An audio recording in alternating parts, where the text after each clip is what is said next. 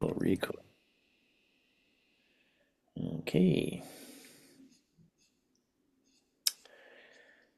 Well, hello, you guys, and hello, everybody on YouTube, if you happen to be watching. My name is John Lobdell. I read some poetry every Wednesday, and I have some friends here, and then I put it on my my YouTube channel. So if you listen to it and enjoy it, please like and subscribe, as they say. All right, so let's see. Oh, I always like to do, Brenda, you know this from Brema. Rub my hands till they're nice and warm. Put them right over your eyes. This is like a body-mind centering thing I do.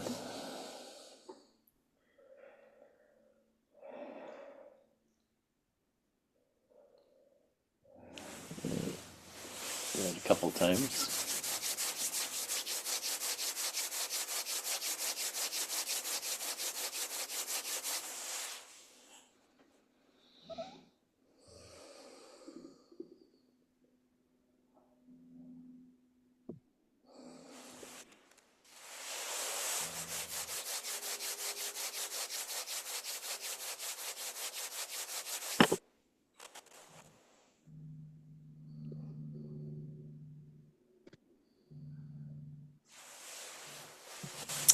All right. Let's see. Let me get myself out from here. There it goes. Got my glasses.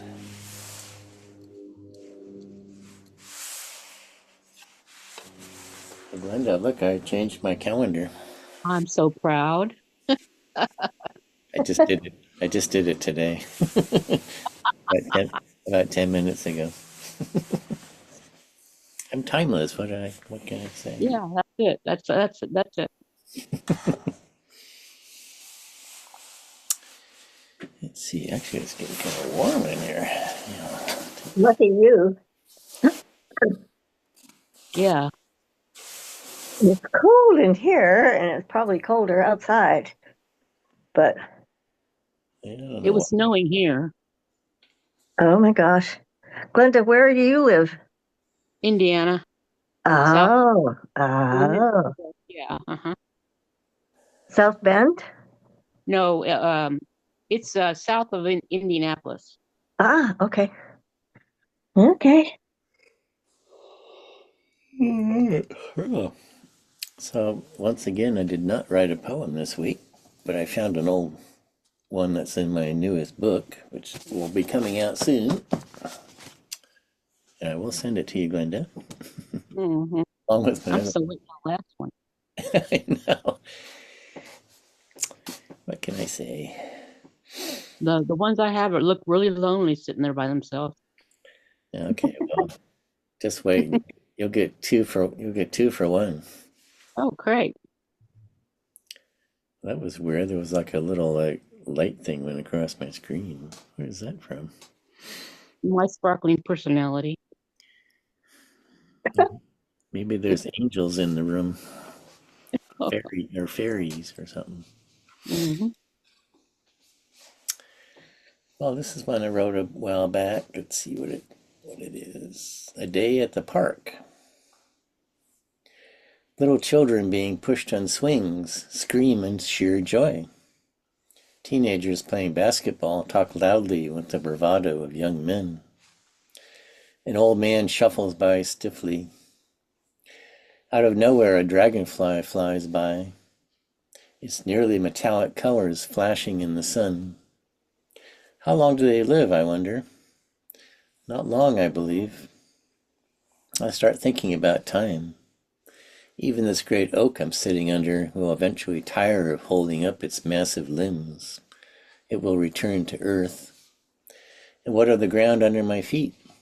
It too may fly apart in another big bang. My thoughts turn in circles with no epiphanies. I sigh and feel my breath go out. My body feels solid like the earth.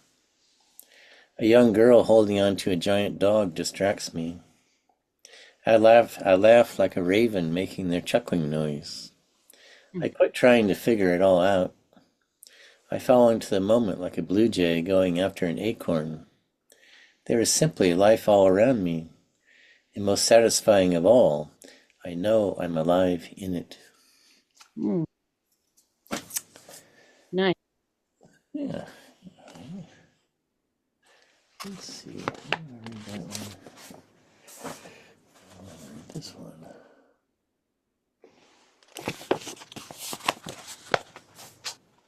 Sounds. My phone awakens me with what it thinks is important, notifying me with its imperious beep. I should silence it, but I usually look, thinking maybe this time I'll see something new and fresh. But now I'm up, and the crows are having a noisy conversation, and the sparrows are singing their simple song. These are the sounds I like. The cat's meowing for food. Natural sounds. Yet when I hear the first mass transit car of the morning, I like that too. What heart doesn't respond to a distant train whistle? Even tires on a wet road I like. As a child, I fell asleep listening to the dishwasher whooshing. And of course, there are the sounds of children playing, the soft breathing of a lover, and right now a bird I can't identify is singing in the pear tree, a trill and 4 peeps.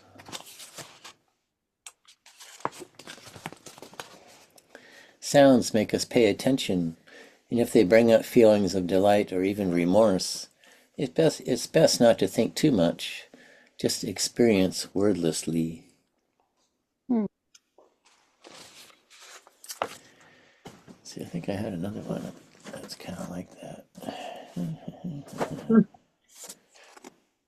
Oh, yeah. The computer. The computer doesn't get me. I only turned away to watch the jaunty red house finch and his black and white wife take turns at the feeder. You turned black in that time. You didn't believe I was still there. To you, I'm a slow student. I need to be trained in speed and diligence. You take me back to the beginning of my search. Okay, I say, I'll search in my undisciplined way. I'll go walking like a dog, sniffing every bush, charging off at real or imagined rabbits, and all the while I'll be watching for the doors to the castle to appear. You don't understand split attention, do you? Between those attentions are all the mysteries of the universe. I'll travel with my soul, let him find my place in this messy world. We'll stop at a shallow pond. There we'll see the heavens reflected. The heavens where there is so much time, no one keeps track of it. I like that one. I like that one, John. Yeah, thanks, Brenda. Yeah. It's true, isn't it? It is. The computers, they keep, God, they must think you just always at attention or something.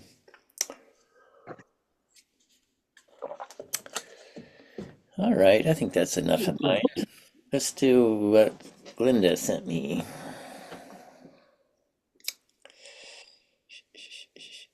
I sent you two. One of them is from a long time ago, and one of them is recent.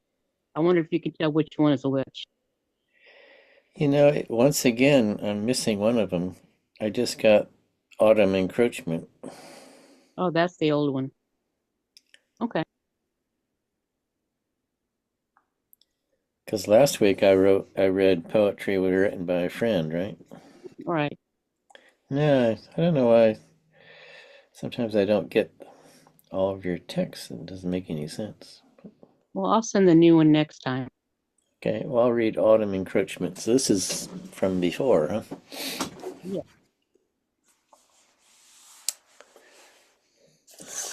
I shouldn't be drinking tea. It's making my mouth dry. I thought that's why you drink tea. I drink tea for the caffeine. Oh, that kind of tea. Oh yeah, should be. I'll drink water.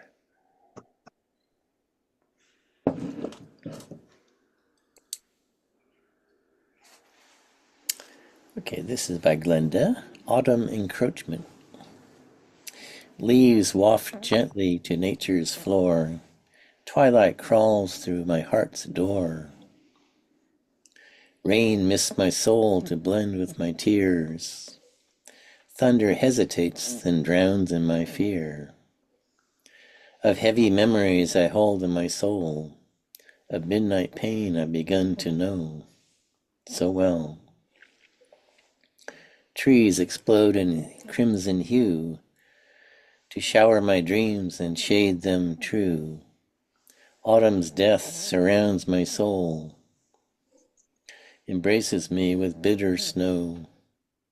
As I relax into arms of ice and succumb to a darkness of painful price, I ponder a hope so long since lost, in midnight musings and a final cost, myself. Gone is the need to remember why, no longer a reason left to try.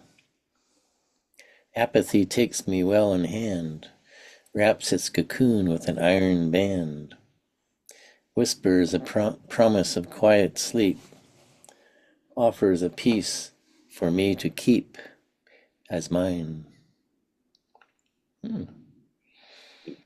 Yeah, that's one of your rhyming ones, right? Yeah. I was a teenager when I wrote that. Oh my goodness, really? Oh Lord. That was last year, right? Yeah. Wow, okay. That's pretty amazing for a teenager. I don't know what I was writing.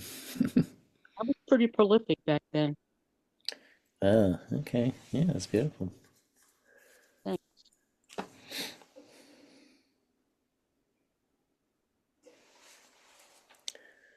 Alrighty. Oh, lovely.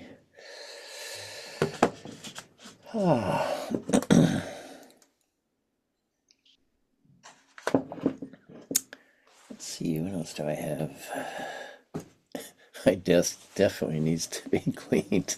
It was a little wreck. Barely You and find. Einstein, remember? I can barely find room to put my tea down. Just brush them all on the floor and then put your tea down.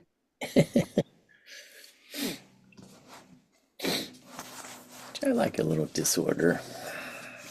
It's a sign of creativity. Yeah, really. It really is. You don't have That's to my convince story. me. Huh? I That's said my you don't story. have- Now I'm sticking to it. Well, I'm right there with you.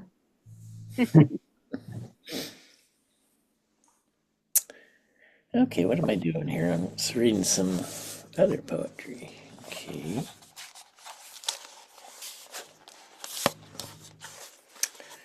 This is by Ada Limon,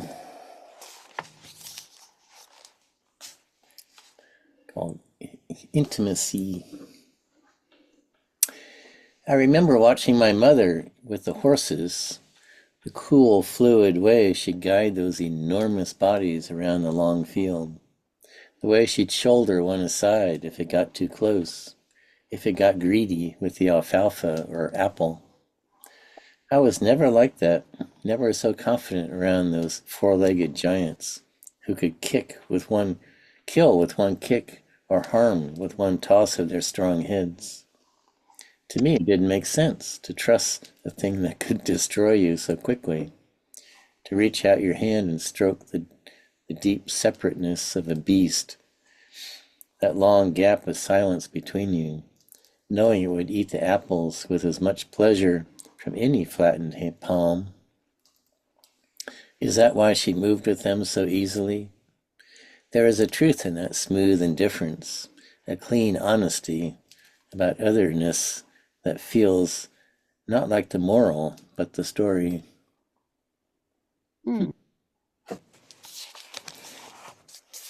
Yeah, I have a horse friend. She's so confident around those beasts. I don't think I would be. Oh, I thought your horse was your friend. Huh? I thought you were saying your horse was the friend. Me? I don't know. You I've said never, you had a horse friend. Yeah, a did I? horse friend. Oh no, a person who's a horse. fr- Well, Who's yes. a horse? I'm Yeah, I'm horse friend. That doesn't sound very. fine with That you. doesn't sound very good, does it? A friend who has lots of horses. Works There with you go. horses. Okay. A horse friend, yeah. I've been on a horse Sorry. once in my life.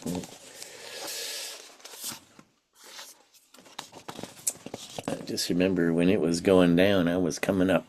When I was coming down, it was coming up. Okay, this is one by Linda Pastan, the gardener. He's out rescuing his fallen hollies after the renegade snowstorm, sawing their wounded limbs off quite mercilessly. I think of the scene in King's Row, the young soldier waking to find his legs gone. He's tying up young bamboo, their delicate tresses litter the driveway, shoveling a door through the snow to free the imprisoned azaleas. I half expect him to tend his trees with aspirin and soup, the gardener who finds in destruction the very reason to carry on. Who would look at the ruins of Eden and tell the hovering angel to put down his sword? There was work to be done. Hmm. There is something on the horizon that will come, and I know it will.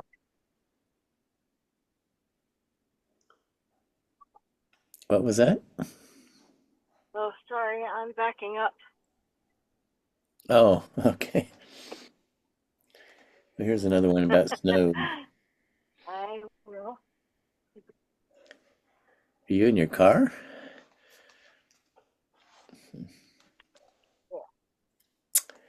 After the snow.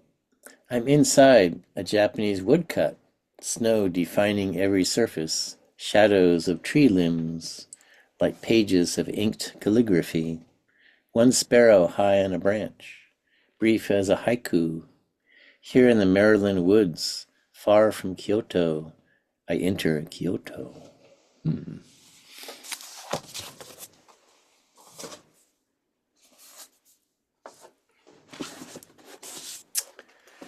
Let's see what we got. Okay.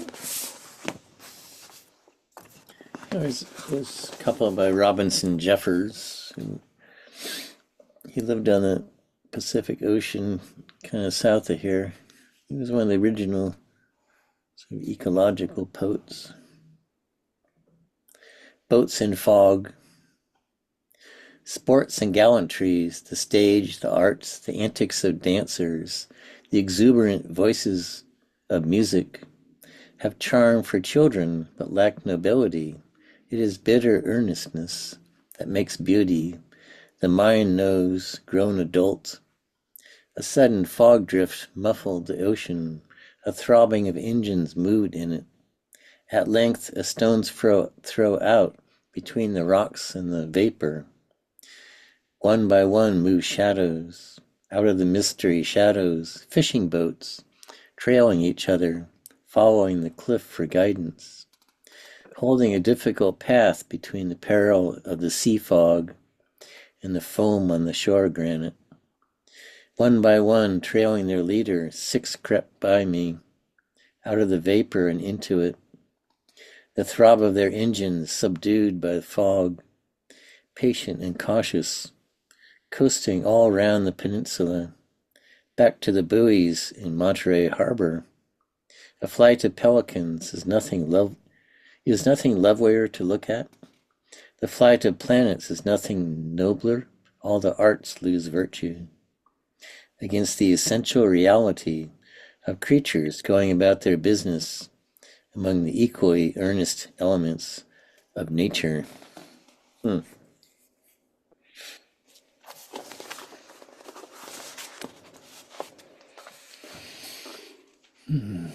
Another one by Robinson Jeffers, Evening Ebb.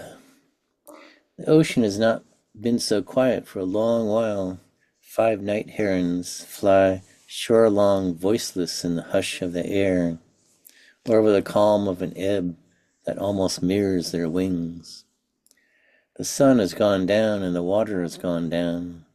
From the weed-clad rock, but the distant cloud wall rises. The ebb whispers. Great cloud shadows float in the opal water. Through the rifts in the screen of the world pale gold gleams in the evening. Star suddenly glides like a flying torch, as if we had not been meant to see her, rehearsing behind the screen of the world for another audience.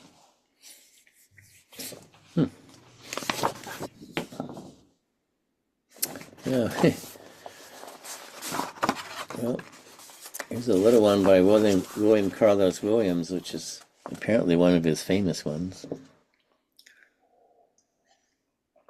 It's almost like a little haiku. The red wheelbarrow. So much depends upon a red wheelbarrow glazed with rainwater beside the white chickens.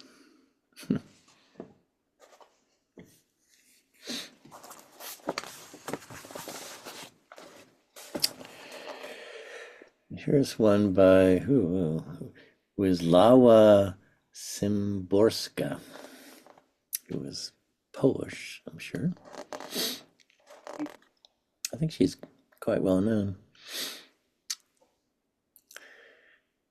Apparently still alive. She was born in 1923. Wow. View with a grain of sand. We call it a grain of sand, but it calls itself neither grain nor sand.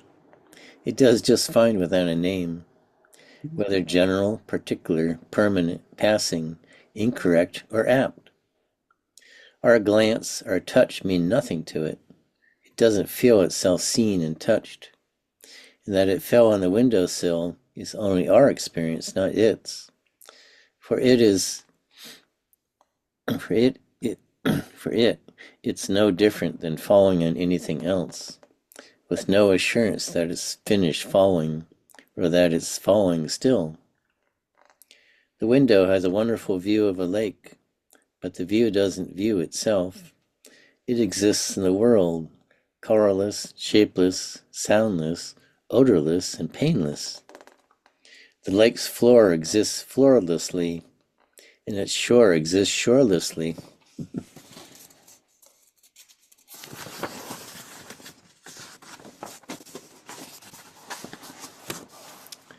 Its water feels itself neither wet nor dry, and its waves to themselves are neither singular nor plural. They splash deaf to their own noise, on pebbles neither large nor small. And all this beneath a sky by nature skyless, in which the sun sets without setting at all, and hides without hiding behind an unminding cloud.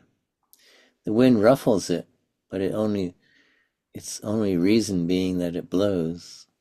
A second passes, a second, a third, but there are 3 seconds only for us. Time has passed like a courier with urgent news, but that's just our smile. The character is invented, his haste is make-believe, his news inhuman. I love that. Yeah. Yeah. Clever.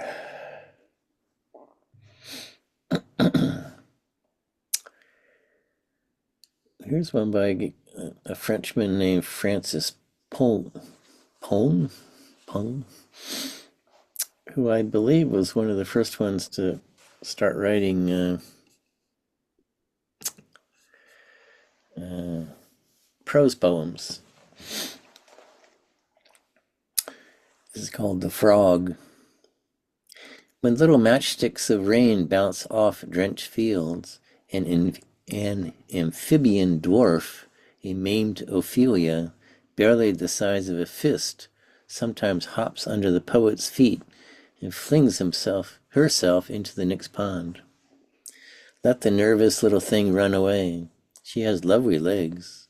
Her whole body is sheathed in waterproof skin. Hardly meat. Her long muscles have an elegance neither fish nor fowl, but to escape one's fingers, the virtue of fluidity joins forces with her struggle for life. Goitrous,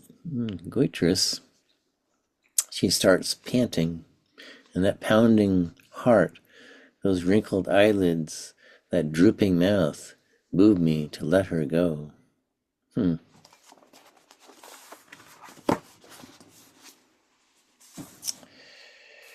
Yeah, it's getting down there. I guess it's Mary time. Okay.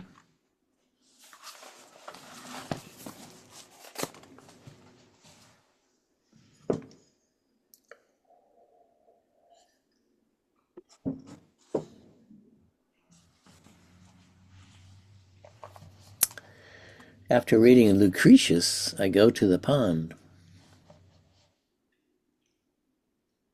Don't know who Lucretius is. Sounds like a Roman. The slippery green frog that went to his death in the heron's pink throat was my small brother.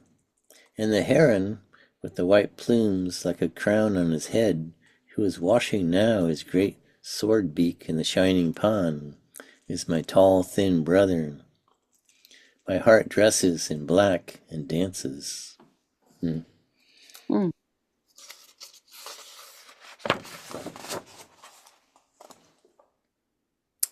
What can I do?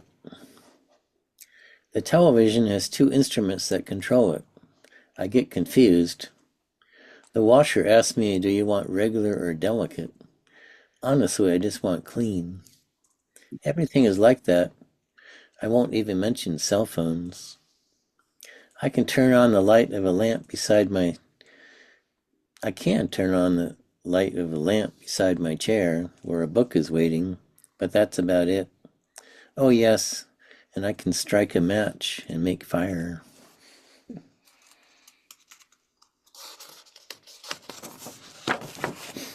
I don't think Mary Oliver ever used a computer. I think she wrote longhand and then typed it out on an old-fashioned typewriter. I write everything in longhand.